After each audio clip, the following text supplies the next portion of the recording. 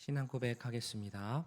전능하사 천지를 만드신 하나님 아버지를 내가 믿사오며 그 외아들 우리 주 예수 그리스도를 믿사오니 이는 성령으로 잉태하사 동정녀 마리아에게 나시고 본디오 빌라도에게 고난을 받으사 십자가에 못 박혀 죽으시고 장사한 지 사흘 만에 죽은 자 가운데서 다시 살아나시며 하늘에 오르사 전능하신 하나님 우편에 앉아 계시다가 저리로서 산자와 죽은 자를 심판하러 오시리라.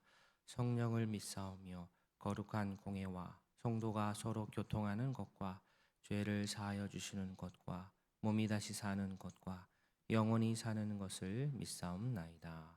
아멘. 찬송 20장입니다. 큰 영광 중에 계신 주 찬송 20장입니다.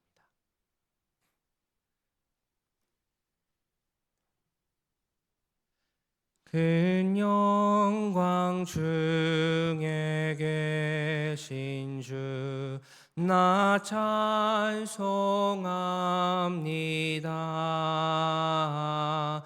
영원히 계신 주 이름 나 찬송합니다.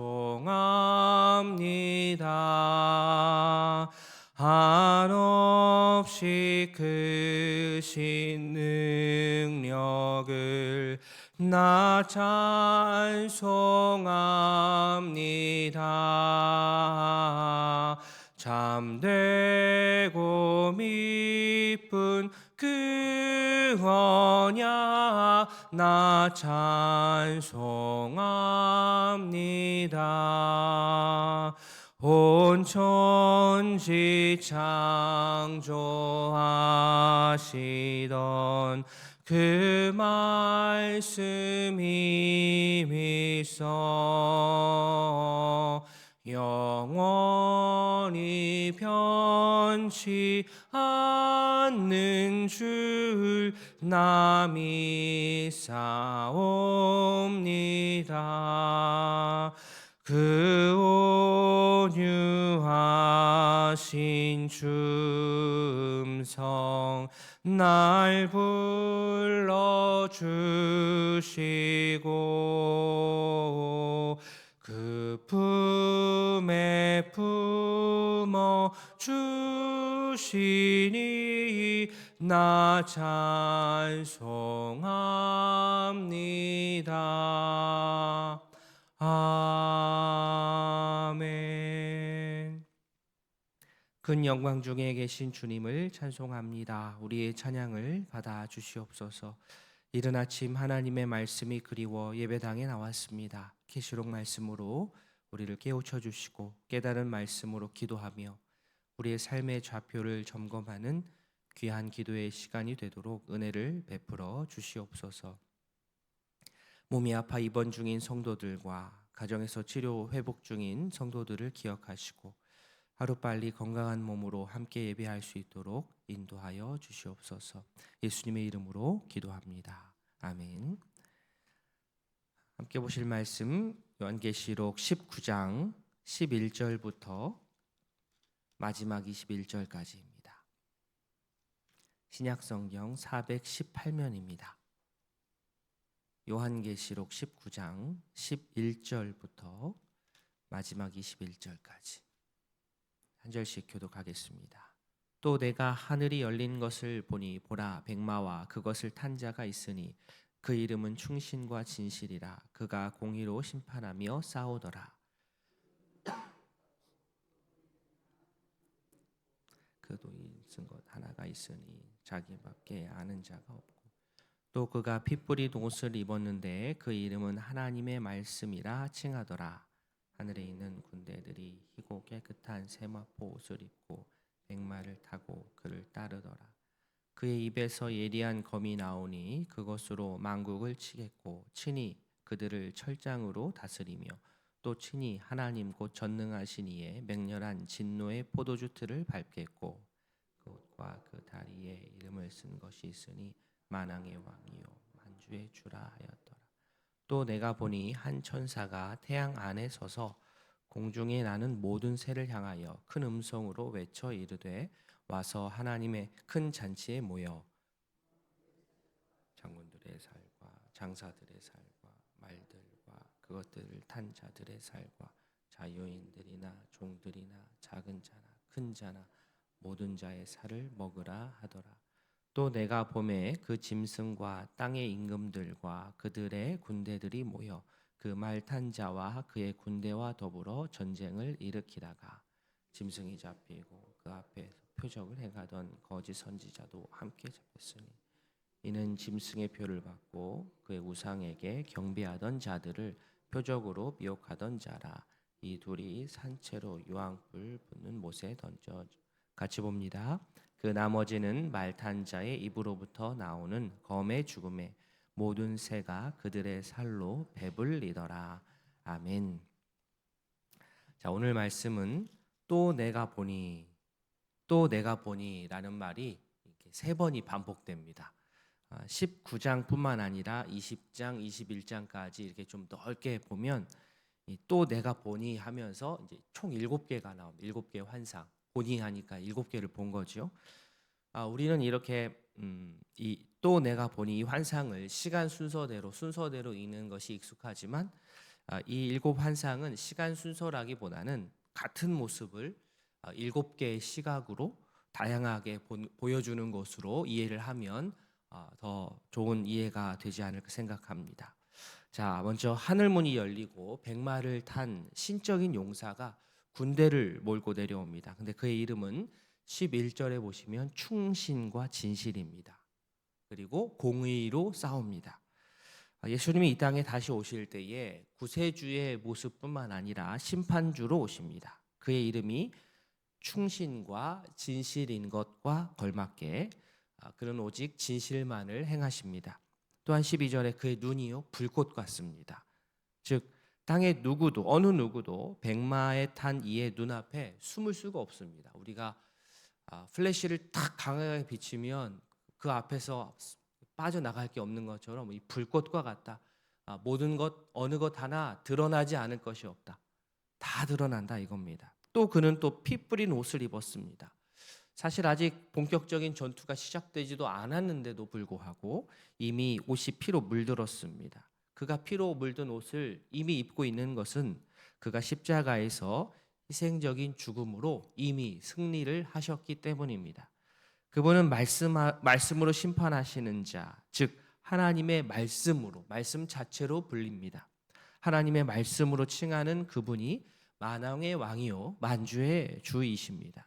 예리한 검으로 만국의 거짓과 허영과 교만과 이 모든 것을 베어버리고 오늘 본문에 철장이라고 나오죠. 철장, 쇠지팡이입니다. 쇠지팡이. 이 쇠지팡이로 다스리며 맹렬히 진노의 포도주의 틀을 밟으십니다. 하늘의 군대에게 땅의 군대가 가지고 있는 세상의 무기가 필요가 없는 이유는 공의로 싸우는 일을 따라서 그들도 역시 공의로 싸울 것이기 때문에 그렇습니다. 그는 신실함과 희생과 진실을 무기로 해서 싸웁니다. 그래서 그를 따르는 자들도 똑같은 방식으로 싸웁니다. 하나님을 대적했던 자들은 단순히 보시면 그리스도의 입에서 나오는 말씀의 검으로 무너지고 영원한 멸망 가운데 처하게 됩니다. 즉 하나님의 말씀이 공의로 심판할 때 영적인 전쟁의 승리가 이미 확정이 되어 버립니다. 이 사실을 안다면 우리 성도들은 이 땅에서 어떻게 살아야 됩니까? 함부로 악에게 우리가 동조하거나 굴복하지 않고 싸우는 주님과 함께 영광을 얻는 길을 우리가 선택하고 의지적으로 걸어가야 하는 것입니다.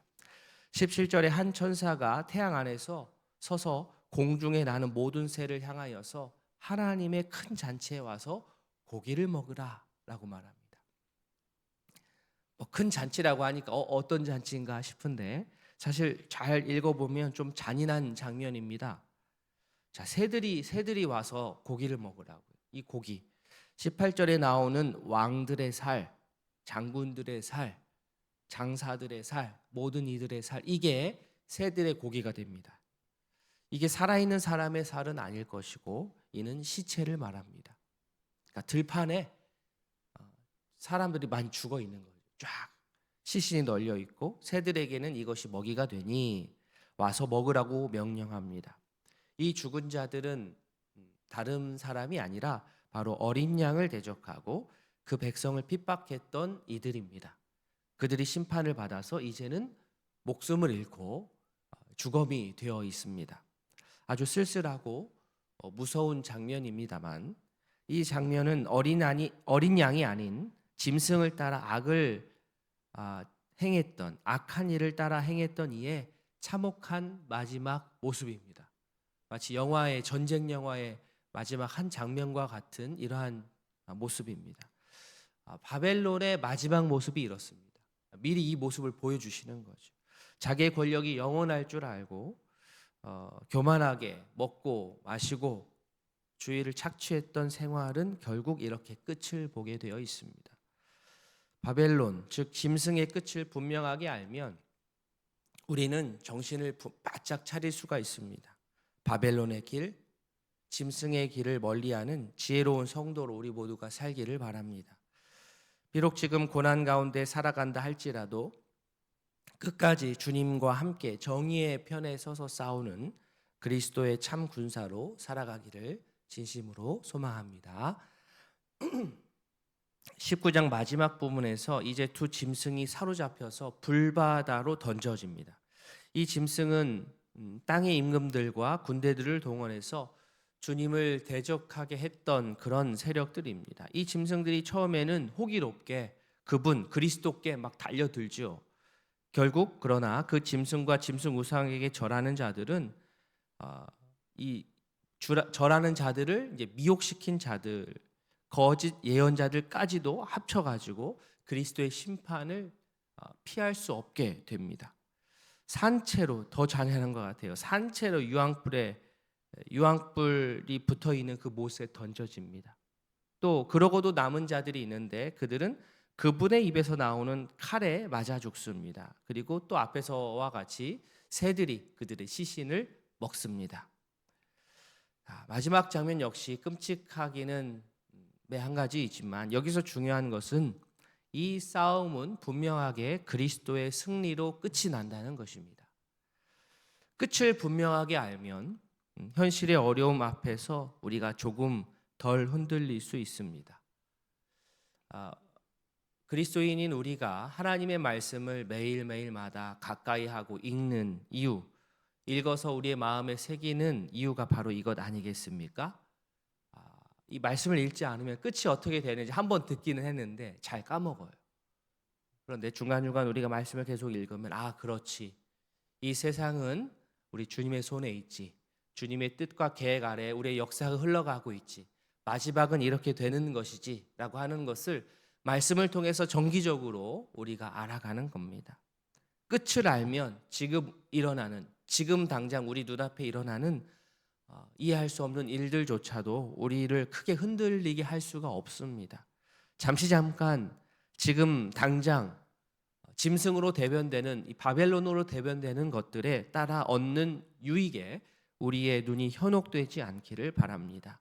최후 승리를 믿고 백마탄 주님과 함께 영적 싸움에 나서는 깨어있는 지혜로운 성도 될 수 있기를 진심으로 소원합니다. 아멘. 두 가정을 위해서 기도하겠습니다. 이정희 A 집사님 가정입니다. 두 자녀 이재빈, 이재의의 영혼 구원과 맡겨주신 가정, 직장, 교회 생활 주님의 뜻대로 살아가도록 성경 일독으로 주님의 뜻을 알아갈 수 있도록 기도해 주시기 바랍니다. 김춘희 권사님 가정의 기도 제목입니다. 모든 가족이 먼저 그의 나라와 그의 의를 구하는 성숙한 믿음으로 주어진 사명을 잘 감당하고 건강할 수 있도록 기도해 주시기 바랍니다. 함께 나눈 말씀과 우리 환우들의 건강 회복을 위해서 속한 목장과 오늘 수요 기도를 위해서 이어서 개인의 기도 제목으로 기도하도록 하겠습니다. 다 함께 기도하겠습니다. 하나님 아버지,